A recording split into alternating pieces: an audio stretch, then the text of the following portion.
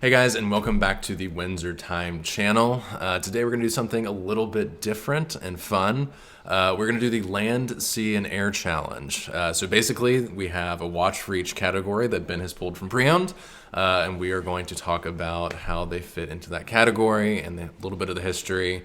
But before we get into that, as always, how are you? We just kind of sat great. in. Yeah. I'm doing great. I'm awesome. excited. I think this will be fun. And at some point, we need to do this from our own collections, too, just to We will. surprise each other and see what we select. Yeah, I think that would be a lot of fun. But yeah, speaking of our own collections, what you got on today? So I am wearing the Patek Philippe 5960 1A, Nice. so stainless annual calendar chronograph with a really cool mono pusher Yep. and red chronograph seconds hand, red subdial hand or top hand, and love this watch. Kind of a polarizing watch when it launched, and now it's become a little bit of a cult classic type of piece. It was I think the first watch, or one of the first watches that Terry Stern himself sort of had a large hand in designing when he took the helm of Patek Philippe. So it's got a cool kind of lore to it there on top of everything. I feel like I remember when you got that watch, and when it came in, you were a little unsure about it because I think you already at that point had a couple pieces from Patek, and the amount of high polish on that, I feel like, if I remember years ago, and this was a while ago, weirded you out a little bit, but now I think it's aged so beautifully. Yeah, it's definitely a classic. It should, for all intents and purposes, be a sports watch, but I think because it's so high polished, it still has that kind of dress element to it. And as simple as that sounds, it wears really well, but it definitely can catch the light in particular cases. But and that comes on leather as well, doesn't it? It or is that does the in white gold different- version? in white gold, rose gold, and platinum. It came in leather options. You could in theory put this on a leather strap as well, but the case had slightly different dimensions in terms of where the lug holes were, so they didn't really design them to cross-pollinate. But you could, for sure. Isn't there an account that's Patek on a NATO or something like that? Yeah, it's someone That would basically look- just It looks so cool on like a red NATO, I feel like. Cool. Make the seconds hand pop. But Or even something dark because it has the kind of like black and gold indices and everything. But anyway, funky watch, love it, and it's definitely unique within the collection. Yeah, So, it's a cool one. how about you? Going off of the theme that we have today, and okay, so before we get to that, out of the three themes, which does that one fall Oh my into? gosh. I would say this is certainly more land. I mean, it doesn't. This is definitely one of those watches that walks the line between a few things. Sure. I would not say this is sea. I mean, it has water resistance, but it is not a dive watch. No. Has pump pushers, so it leans maybe a little air in that regard. But I would say this is a land dwelling lifestyle and or can be sporty, but only so sporty timepiece. It's on the water, but it's on a boat, and it's not getting in the water. It can, if you fall in, you're okay, but you're not going to go snorkel in it probably. So I would say mostly a land dwelling land piece. Yeah. So Awesome. yours very clearly is Mine is categorically air. Quite literally the definition of air. I'm wearing today my IWC Pilot 41, the Top Gun edition, in ceramic, not ceratanium, the ceramic version. Top Gun, the original one, the first one, the one that, is the Top Gun. I was a little bit before my time, and I liked it. It was good, but it never like really resonated with me. But then when the second one came out, that's when, and I went back and watched the first one before, the night before I went and saw the second one. Yeah. And like seeing those two back to back, just like fell in love with the franchise, fell in love with, there's an insane amount of product placement in the second one. All over that movie. Yeah, and it worked. It worked. I bought it. I got the watch. They did a great job. Yeah, I've been doing a lot of traveling this year. And it is so perfect as a travel watch. It is the rubber strap, super comfortable. Size is perfect. Size is perfect. I thought I wanted the 43, and then I tried it on, and compared to this, it hugs the wrist so perfect at 41. I've got about a 6.8-inch circumference wrist, and it's great for it. Looks great, comfortable, Yeah, love it.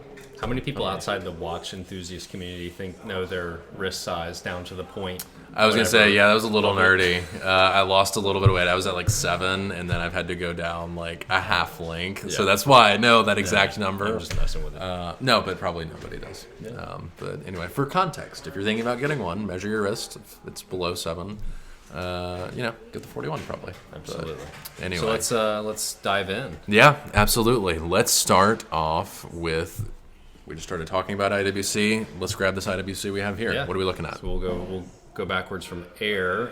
This is the Big Pilot, so kind of Big Pilot 43, I should say, in the same wheelhouse as your Pilot 41 Chrono. Yep. But this is the Big Pilot 43, which is one of the newer watches in general within the Pilot series. The 43 kind of came out, I don't want to say blasphemously, but when Big Pilot 43 came out, all the classic Big Pilot 46 enthusiasts were like, "What? Yeah. They're making? It was a they're huge bringing deal. Yeah, Huge deal. they're bringing they're how do you say, diluting the lore of the Big Pilot 46 and 48 and 50 on some limited editions.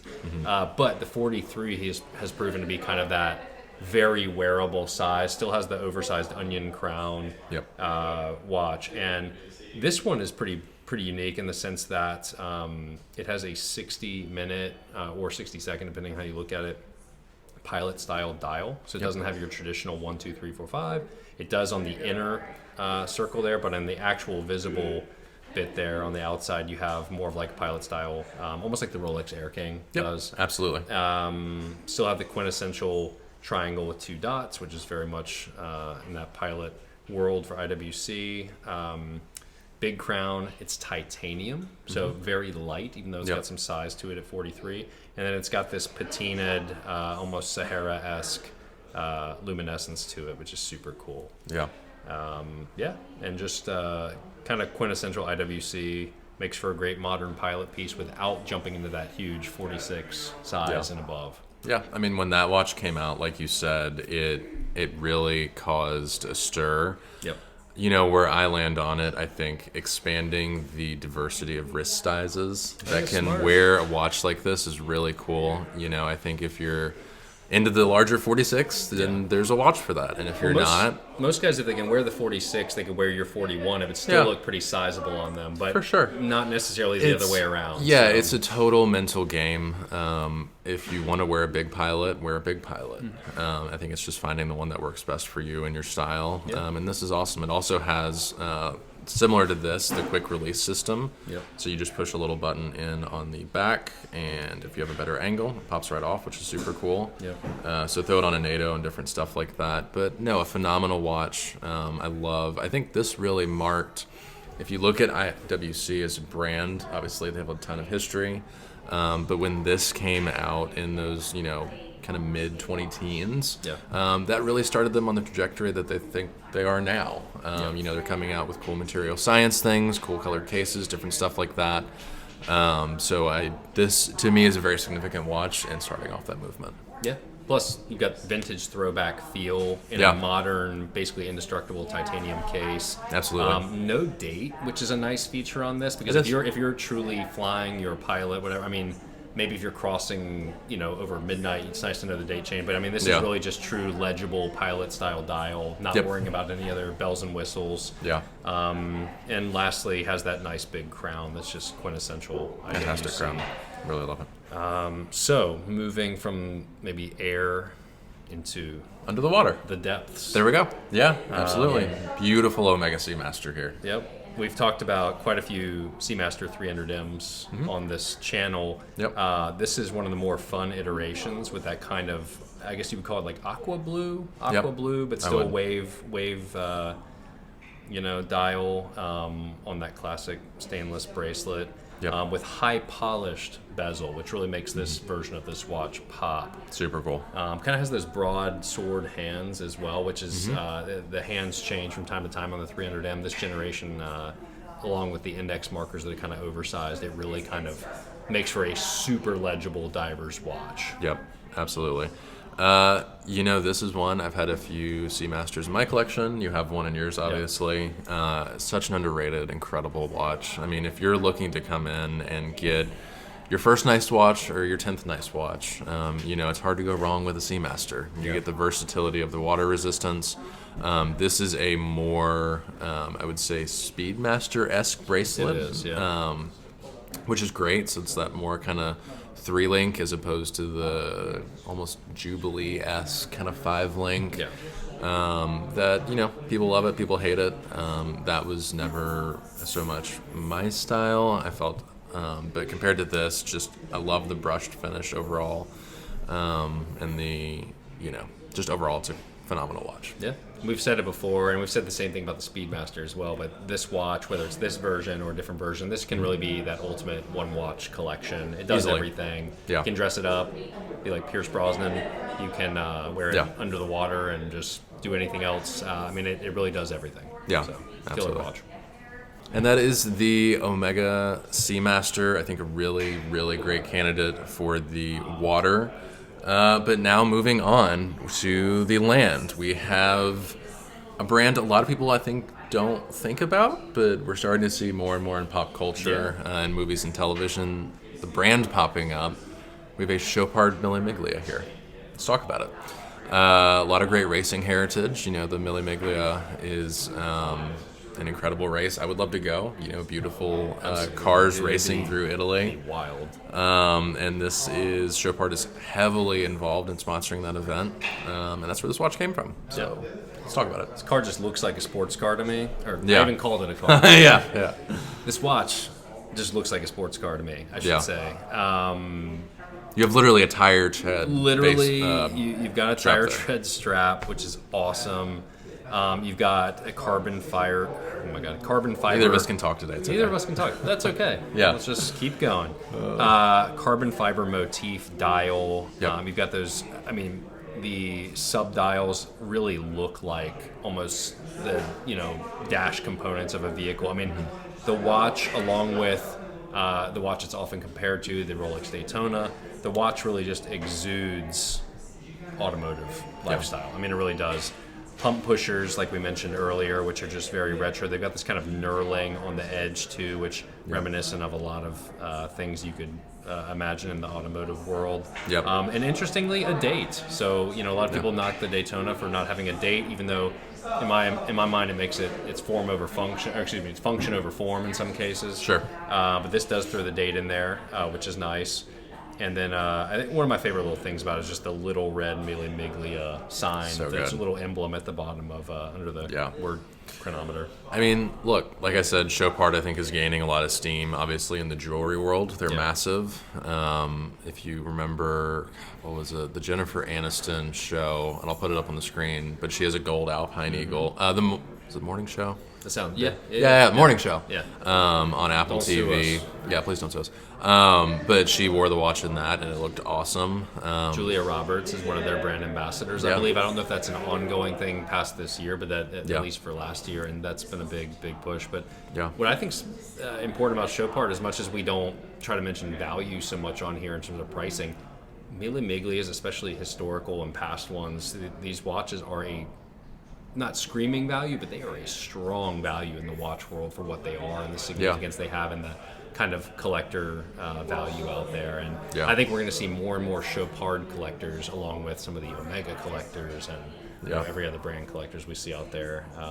Because it kind of stands on its own 2 feet out there, but it's not always in the kind of watch zeitgeist all the time. It does. Well, and think about a recent example, Cartier. Cartier was not that popular of a watch brand. Again, great jewelry brand, but watch brand until the last 12 to 18 months, and now they're the coolest thing ever, and everybody has to have one.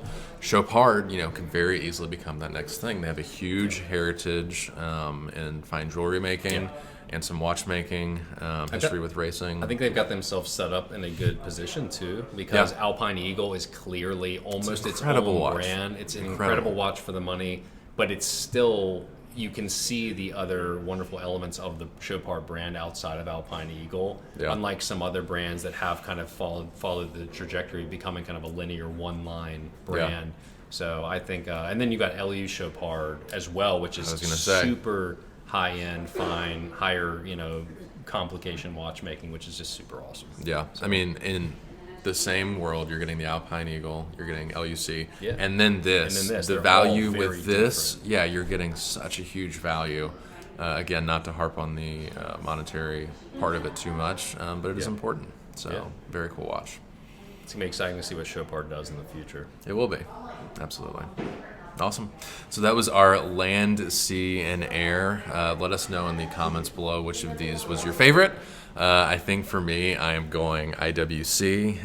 What's your favorite here? What are you going for? I'm going Mille Miglia. Nice. No question. I think it's just like, granted all these are slightly different price points too, but Yeah. I think it just has such a awesome history and story behind the watch. Absolutely. And it's kind of hard to beat for me. For and sure. we definitely need to do this again with our own collections, or We maybe will. with a guest in some of their collections. So That would be Land, fun. Sea, and Air is fun. I don't know that you're going to get a talking watches out of our personal collections, but maybe the closest we could hope for is something like that. But I think that would be a lot of fun. As always, thank you guys for watching, and we'll see you next time.